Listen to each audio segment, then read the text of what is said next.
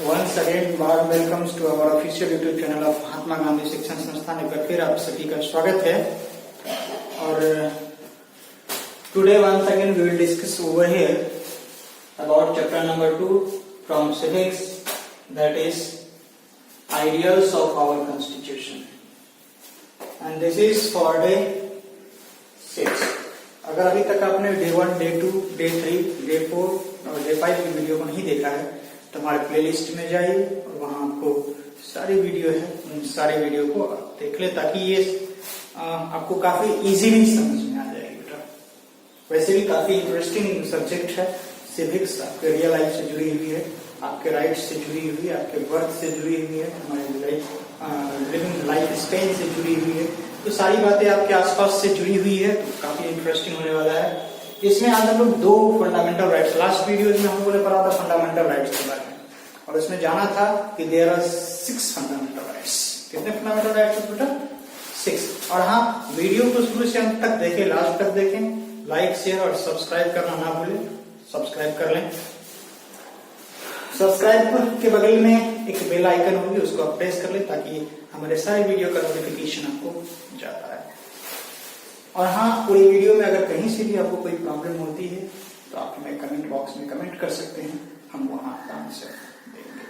हमारे व्हाट्सएप से भी जुड़े हुए हैं, वहां भी आप हमसे क्वेश्चन पूछ सकते हैं। Okay, now there are 6 fundamental rights about which we have already discussed in the last videos. So from that, out of that 6 fundamental rights, today we will discuss over here about 2 fundamental rights. मैंने क्या कहा, इस सारे fundamental rights part 3 article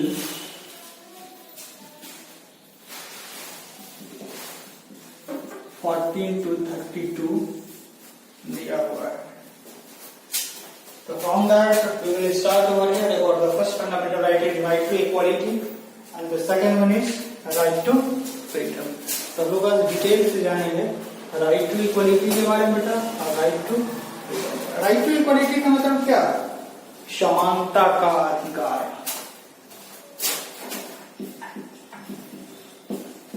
समानता का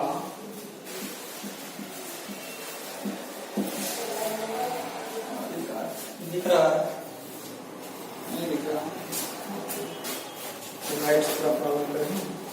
समानता का अधिकार, the right to equality. It means क्या?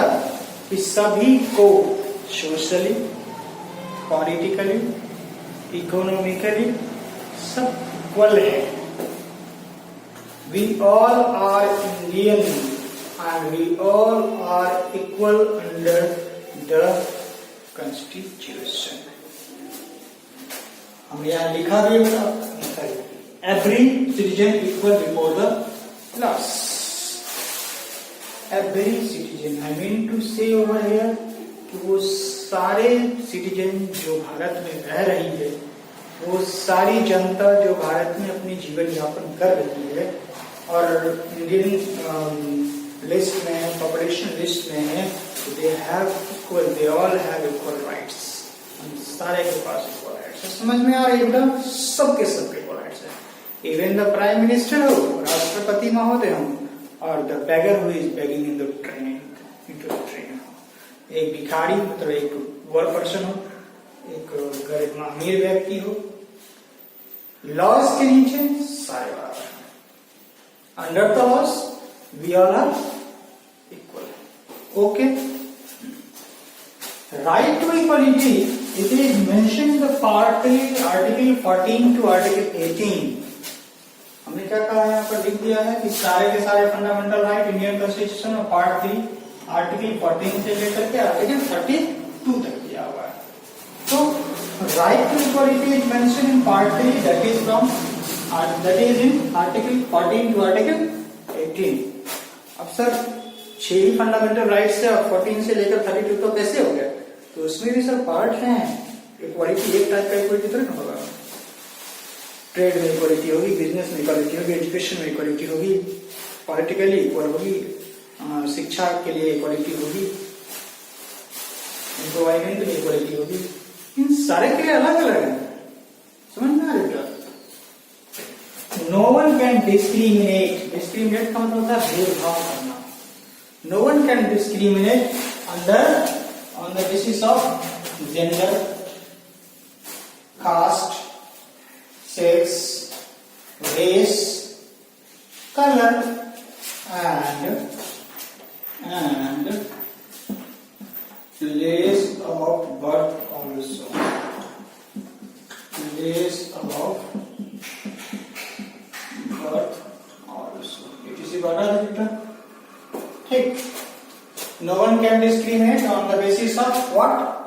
कोई भी व्यक्ति डिस्क्रिमिनेट मतलब भेदभाव नहीं किया जा सकता है किसी के साथ, किसके आधार पर? जेंडर के आधार पर, कास्ट के आधार पर, सेक्स के आधार पर, रेस के आधार पर, कलर के आधार पर और प्लेस ऑफ बर्थ के आधार पर। मतलब मेल है या फीमेल है तो दोनों के बीच डिस्क्रिमिनेशन नहीं होगी। कास्ट, अपर कास्ट हो, लोअर कास्ट भी तो हम लोगों ने यहाँ बनाया है, but under the Indian constitution, under the Indian laws we all are equal. Racial colour के हिसाब से नहीं कर सकते हैं, किसी अच्छे जगह पर जन्म हुआ है, किसी खराब जगह पर जन्म हुआ, मतलब जगह क्या होती है, अच्छा खराब क्या होता है, सब तो धरती है, तो वी कैन नॉट डिस्क्रिमिनेट। और अगर ऐसा होता है तो under this laws, under this fundamental rights we can go into the court and we can get the justice. Okay, it implies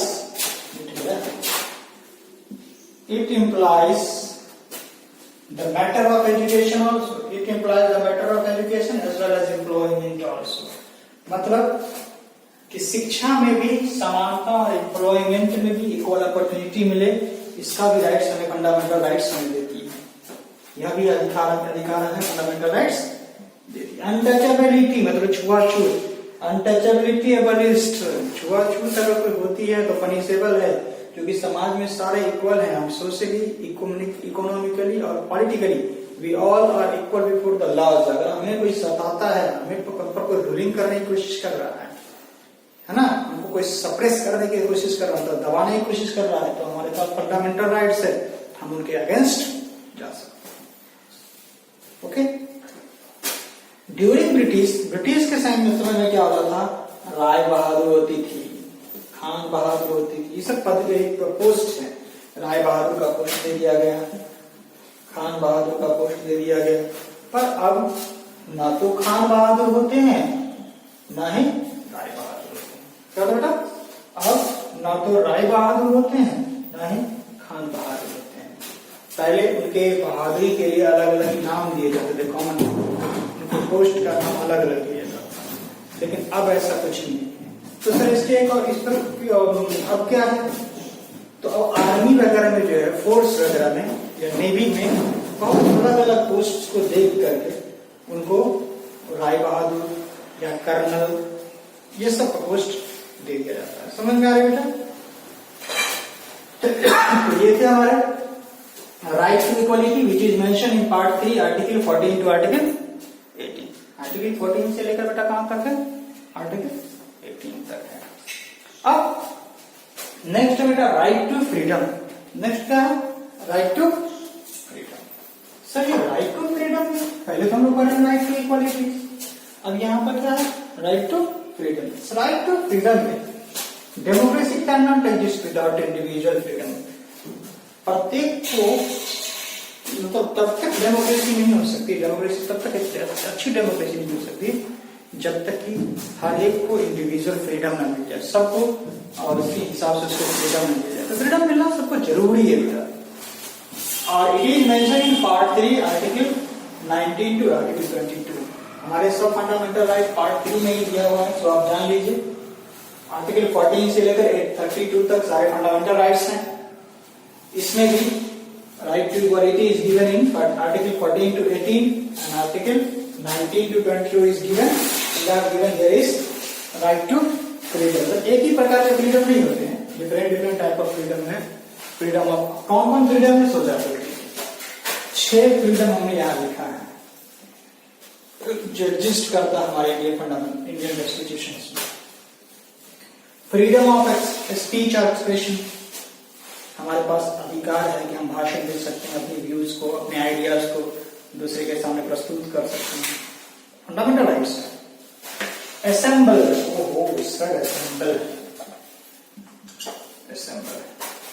assemble peacefully and without arms, हम एकत्रित हो सकते हैं, 500, 1000, 10-20 व्यक्ति को इकट्ठा कर सकते हैं, लेकिन हाँ उसमें कंडीशन है, बिना हथियार के, बिना धारदार हथियार के, बिना किसी आर्म्स के, बिना किसी कारतूस के कर सकते हैं।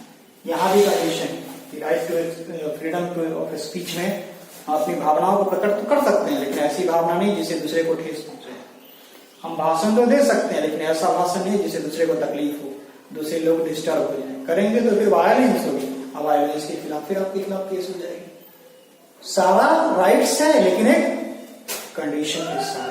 Okay, form association and union, आप एसोसिएशन बना सकते हैं, कमीशन बना सकते हैं, यूनियन बना सकते हैं, एक ग्रुप ऑफ पीपल का एसोसिएशन बन सकता है, लेकिन गलत कार्यों के लिए प्रयोग नहीं किया जा सकता उसका, फिर पनिशेबल हुआ तो offence punishable under Indian constitution.